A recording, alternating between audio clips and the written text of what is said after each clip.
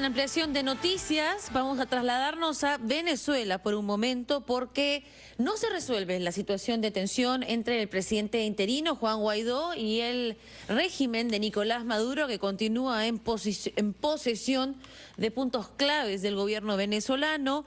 Se ha desatado una nueva ola de protestas, un apagón en Caracas ha dejado en penumbras a las principales instituciones del Estado y prácticamente en un desgobierno. Vamos a analizar el tema con el internacionalista Miguel Ángel Rodríguez Mackey. ¿Cómo está? Bienvenido. Alejandro, Miguel Ángel. Ricardo, muy buenos días. Bueno, como siempre, usted es una voz muy informada sobre la coyuntura internacional.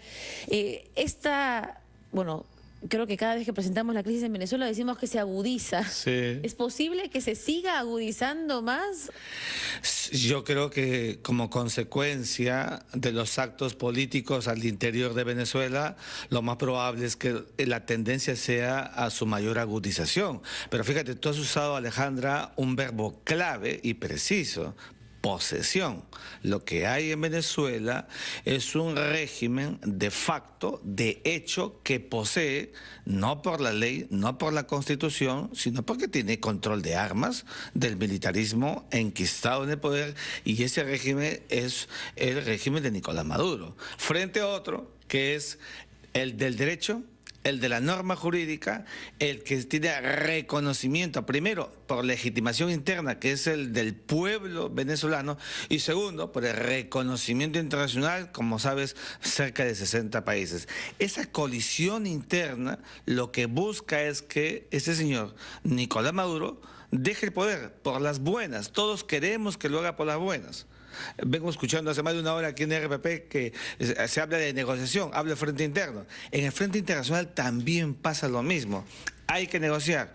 En el caso de Nicolás Maduro, que controla todo un aparato funcional estratégico, no quiere negociar, y por eso que la gente sale a la calle. Si no, no habría forma para poder presionar a un régimen que sigue enquistado. Hay quienes piensan, perdón, que Nicolás Maduro obtiene, digamos, no sé cómo explicarlo, su fuerza para poder permanecer en esa postura a pesar del rechazo de la comunidad internacional por el respaldo de Rusia.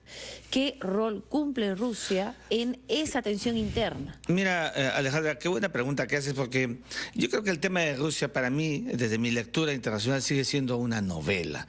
Y es que, mira, la tensión internacional, primero, no existe, porque ¿cuándo hay tensión internacional? Cuando hay efectivamente movilización, pero movilización de verdad, no 100 soldados, técnicos, especialistas que puedan ir para algún trabajo determinado, además por un contrato que tiene con Venezuela hace ya buen tiempo.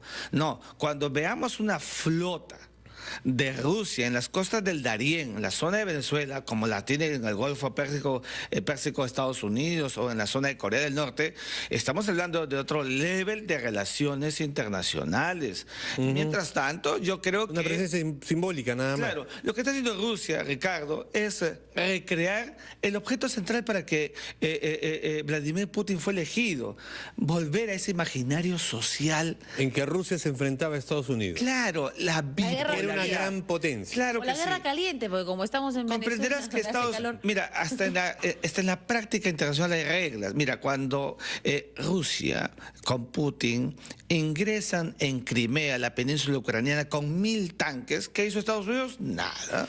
Lo miró con marginalidad, bueno, declaró que era nulo, pero no mandó ninguna fuerza ni nada, porque es el área de influencia. Lo mismo pasa aquí. Estados Unidos ha puesto el Abraham Lincoln, que es la flota que tienen en el Atlántico, en las costas de la Florida, para disuadir. Lo que estamos viendo aquí es un ejercicio de disuasiones. Y Estados Unidos entra también en esa suerte de argot en el que está Rusia para recrear una situación que en el futuro, yo no lo creo, en realidad pudiera darse esto que es un rumor cundido, el tema de la invasión, que yo más bien lo creo que es más bien una etapa no distractora, pero sí para buscar que la otra, la más importante, la de remover los cimientos pétreos del militarismo, puedan finalmente doblegar para que Maduro pueda dejar el poder. Ese es el tema, porque al margen de estas singularidades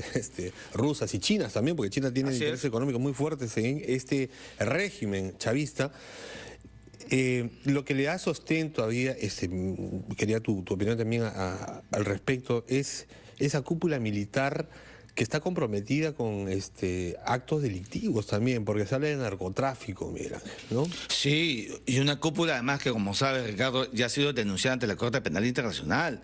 O sea, al final, con todo lo que estamos viendo, la presión internacional, los apagones que se vienen produciendo, a mi juicio, deliberadamente por el régimen para victimizarse, es así, no lo veo de otra manera, y todas estas cuestiones van a terminar cercando. Los militares van a terminar, a mi juicio, por el pragmatismo en el frente interno. ¿Qué significa esto? Van a entregar al final a Nicolás Maduro si él no quiere hacerlo. Porque si no, ellos mismos también van a caer, ¿no? Claro, y la receta, acuérdate, de la amnistía siempre será para ellos mayor, mejor valorada que cualquier otra cosa frente a pasar el final de sus vidas en las cárceles. Hablábamos de los apagones, ¿no? 20 de los 23 estados venezolanos han sufrido apagones en los últimos días.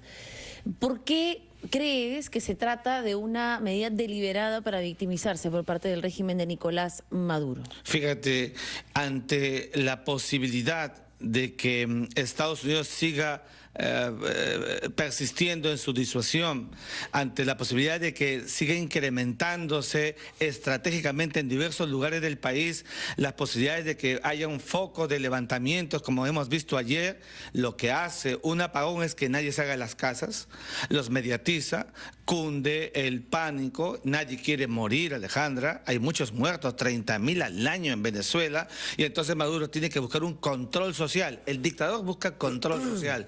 Y esa es una forma de buscar el control social, aunque haya muertos como los que en las horas de operaciones se quedan porque no hay energía eléctrica. Como sabes, han muerto cuánta gente solamente porque no hay energía eléctrica en Venezuela. Esa estrategia, y una estrategia fundada en cundir el temor colectivo. Las dictaduras tienen esa característica. Cuando saben que ya no tienen respaldo colectivo y solamente armas, tienen que utilizar los mecanismos también colectivos para aquietar estas manifestaciones como las que hemos visto el día de ayer. Bueno, y ahora tenemos esta situación también que ya se plantea, ¿no? En algún momento, no sabemos cuándo, pero algunos consideran que pronto va a caer el régimen de Nicolás Maduro.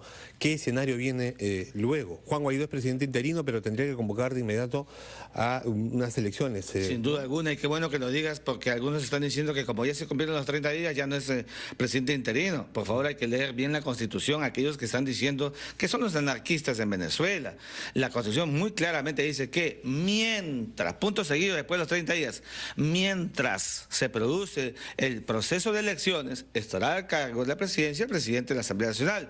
Como el mientras continúa porque no hay elecciones, no porque no quiera el señor Guaidó convocarlas, sino porque no se puede, entonces él será presidente. No puede ser candidato a la presidencia porque él las está convocando. ¿Pero qué tan frágil es la posición de Juan Guaidó en este momento? ¿Tiene, por ejemplo, amenazas por parte del régimen Nicolás Maduro de posibles detenciones, de cargos, de denuncias judiciales? Y ya sabemos cómo han terminado en ocasiones anteriores opositores al régimen. Fíjate, detenidos. Alejandra, un hombre como Juan Guaidó, que asume a su edad tan joven el liderazgo de una situación interna en Venezuela, donde también el frente interno de la oposición nunca terminó de cuajarse, siempre va a ser frágil, sobre todo con un dictador y con un régimen que desde que lo es como presidente interino está detrás de él psicológicamente, materialmente, hostigándolo permanentemente. Mira lo que acaba de hacer, 15 años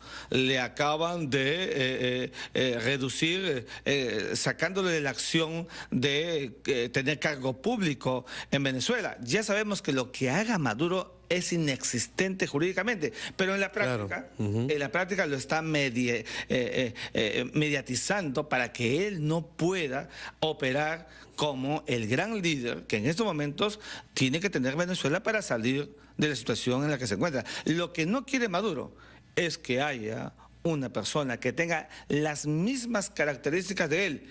Él las tiene de facto, Guaidó las tiene de jure, y eso es lo que él quiere, evitar que haya un liderazgo para buscar su salida del poder. Pero finalmente, para convocar elecciones, ¿qué tendría que pasar?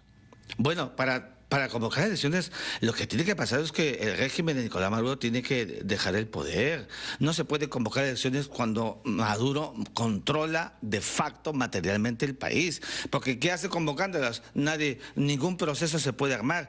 El aparato funcional electoral venezolano, hay que decirlo, nos guste o no, sigue en control político del régimen de Nicolás Maduro. Entonces, lo primero que tiene que buscarse para que se allane el camino eleccionario es que Nicolás Maduro o entregue el poder por las buenas, y digo por las malas en el sentido de que serán los propios militares los que lo dobleguen. Así pasó con Manuel Antonio Noriega, acuérdate. Claro. Cuando entraron las fuerzas de Estados Unidos, al final dijeron, nosotros no vamos a pelearnos por ti, y lo entregaron y fue preso, como sabes, a Estados Unidos. Al final todo queda en manos de los militares en Venezuela. Y en el sistema internacional contemporáneo, como en los tiempos pretéritos de la historia universal, el militarismo tiene un rol fáctico fundamental en todo empoderamiento del Estado. Así ha sido, nos guste o no. Esa es la la norma realidad. jurídica es fundamental.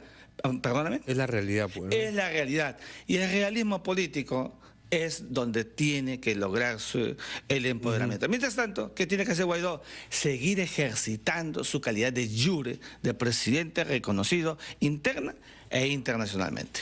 Muchísimas gracias. Muy bien, muchísimas gracias, Miguel Ángel Rodríguez Mackey, analista internacional, revisando la situación dramática por la que atraviesa Venezuela, nuestros hermanos venezolanos. Gracias. Es 9:30. Gracias, Steve. Hacemos una pausa. Volvemos de inmediato.